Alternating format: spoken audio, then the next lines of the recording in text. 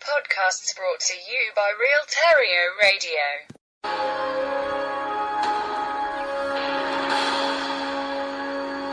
Around the world today here on Real Terrio Radio.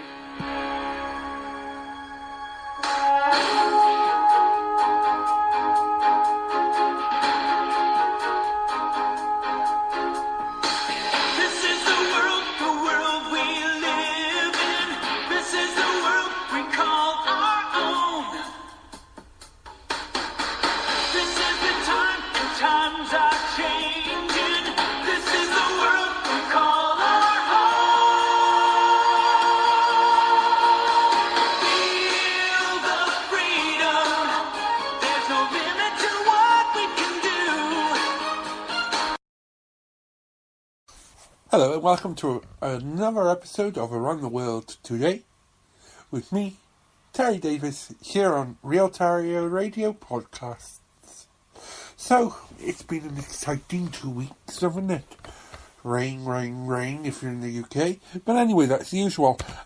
So, I've been looking around the internet today. I was doing media posting this morning about the late Senator McCain.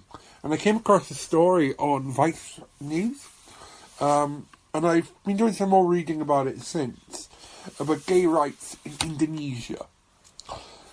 So let's have a little talk, shall we? In 2017, in a public square, two men were led out to receive their punishment of 83 lashes each. And when I say lashes, with a stick across their back, by three different men who seemed to enjoy it. These men were 20 to 23 year olds. I watched the video. I really wish that I didn't. Because we take something like this for granted, especially right now at Pride. The struggle hasn't ended because we still have Neanderthal. And it's only one part in Indonesia, but it's looking like that it's going to go across the whole country, and it's against like one of the state's criminal codes to be a homosexual, or to be gay, or to actually fall in love. At the end of the day, you can't help who you fall in love with. Yes, do you know what I mean? You really can't help falling in love with a guy or with a girl if you're that way inclined, and you just happen to be a guy or a girl. You know, no one knows who they fall in love with. It's God, it's Kismet, it's whatever. Do you know what I mean? When you fall in love. But when you're marching a couple out, and this couple is aged 20 and 23, for 83 lashes, for the only reason that they love each other. Now, in this world, let me tell you one thing. Love goes a long way. It's a little bit longer than hatred. And maybe we should stop, the borders. So, this evening, and I don't know if you've caught last time's podcast, when I was talking about hidden disabilities and judging people. This evening I watched a film called The Greatest Showman. You might have heard of it, with Hugh Jackman and Zac Efron. Really good film. The lesson in that film is quite poignant to me, or what I picked up on is that you shouldn't judge a book by its cover. Just because someone may be in your society judged as a freak, well, actually they're not. Because we're all different. We all believe in different things. We all have different points of view. We all fall in love with different people. And at the end of the day, what the Indonesian government needs to do here is put a stop to this regional government's, homophobic behaviour. I was watching this video, right, and this is what I can't get out of my head. Young people were thinking how funny it was and smiling And the people in the crowd were counting out how many lashes these people were getting. These two men were getting. And just to rub oil over the thing, do you think that you could see the person hitting the other, the guy's face? Oh no, he was covered up. Do you know what I mean? And the funny thing is, what he was wearing was actually a burqa. Now, someone should tell him that cross-dressing is a part of homosexuality according to conventions. So, a man wearing a burqa to hit another man with a stick, doesn't it sound a bit like BDSM to you? Because it kind of does to me. Or a master-slave relationship. I find it quite appalling that in 2018 we are still able, that states are still telling people who they should fall in love with. What they should do in their home. I'm sorry if I keep cutting out or if I'm drinking, because at the moment I have an infection and it really kills in my mouth, so bear with me. It's my tongue.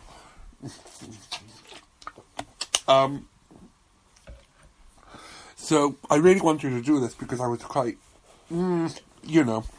up there. Now the crowd, right? There was a crowd of more than 10,000 people. And they standing there for a better view, holding up camera phones, recording it. It's just appalling, to say the least. Amnesty International described the punishment as a cruel, inhumane, and degrading treatment, which may amount to torture under international law. Like I said, BDSM relationship going on here, isn't it? Now, who do you arrest for the torture? The three who are committing a crime, or the government, or all of them? Question. If you have an answer, please send me an email. Despite homosexuality not being criminal under Indonesia's Criminal Code 141, men were arrested in a police raid on a gay club in the capital Jakarta on Sunday, May 21st, 2017. Pictures of the men in various states of undress, in many cases revealing their identity, were released to the media due to what the police described as protocol errors. In West Java, Indonesia's most populous province, the chief of police announced a special task force to investigate lesbian, gay and bisexual and transgender activity. Do you know, what actually gets me is, up until 1942, Indonesia was ruled by the Dutch. And the Dutch are the most liberal people that I've ever met in my travels around the world. And I've been to the Netherlands quite a few times. And they don't give a damn. You know, you can walk down the red light district and you see a family. You can go to a gay bar, in the Netherlands. You can get married there. They don't care. But Indonesia still has their... you can see where they've gone from since Japanese internment or rule. So 14 gay men were arrested in Indonesia for second largest city, testing for HIV, and the results made public according to the Indonesian media. None of this has happened in isolation. None of this is happening in isolation.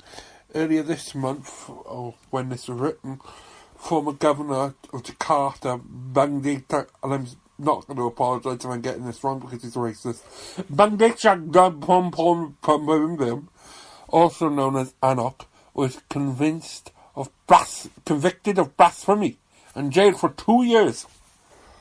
Oh, blasphemy. Acts like a Christian of Chinese descent had been planning to run for a second term as governor, but had questioned the legitimacy of a verse in the Quran about electing non-Muslims. Well, we'll have a chat one day about religions. Trust me. Because it's coming. Another Chinese Christian governor has attacked the attentions of the headlines after warning of radicals to leave his province of West Kalimantan. What does this public flogging of gay men and the jailing of a Christian politician have in common, you may ask? Well, I am asking, I don't know about you. Well, the fear is that Indonesia is becoming far-right Muslim extremists. Well, let's have a talk, shall we? To everyone who is Islamophobic, wake up and smell the gravy. It's only a small percentage. Nothing to worry about. Especially if you're a man. I believe they like men. If you're a gay man, a lot to worry about. 85 lashes to be precise. Across the back. I am trying to hold it in, but I'm quite angry about this. Today, or this weekend in the Wales, is Pride Cymru. You're able to celebrate being LGBTQ. You can't do this anymore in Indonesia. You know, it's bad.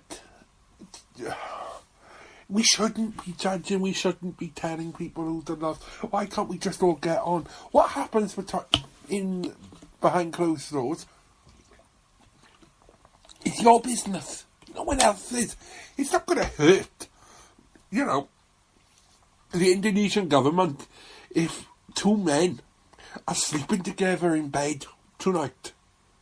It's not going to hurt the Indonesian government if two women are sleeping together in bed tonight. Come to think about it, it won't hurt the Indonesian government if two men and a woman were in bed together tonight, or one man and two women. But these people will spin it so that it will. So then, if it goes to a referendum, you have the naive, idiotic fools who are uneducated and know nothing, the right wing, who will vote for this. And I tell you, this is what the world is coming to. There needs to be big changes. It's appalling that someone gets arrested for being a Christian and questioning the Quran. Well, basically the Quran and the Bible actually preach the same kind of messages.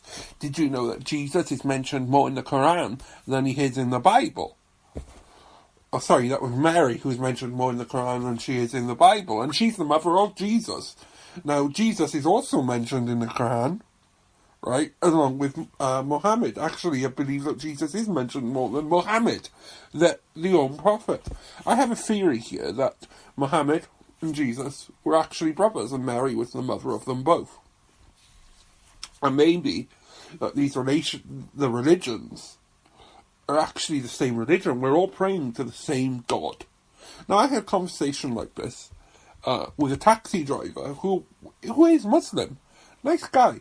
I was getting a taxi home, and we were talking about it, and we both came to that conclusion, and we both agreed. Now, I'm not a devout Christian, and he said he wasn't a devout Muslim, but we both agreed that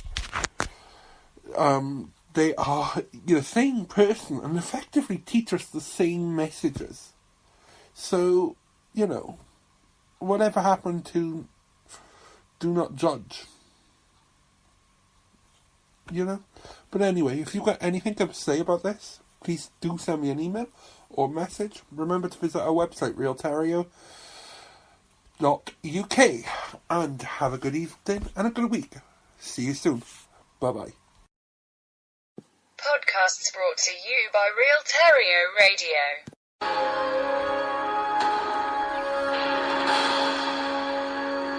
Around the world today here on Real Terrio Radio.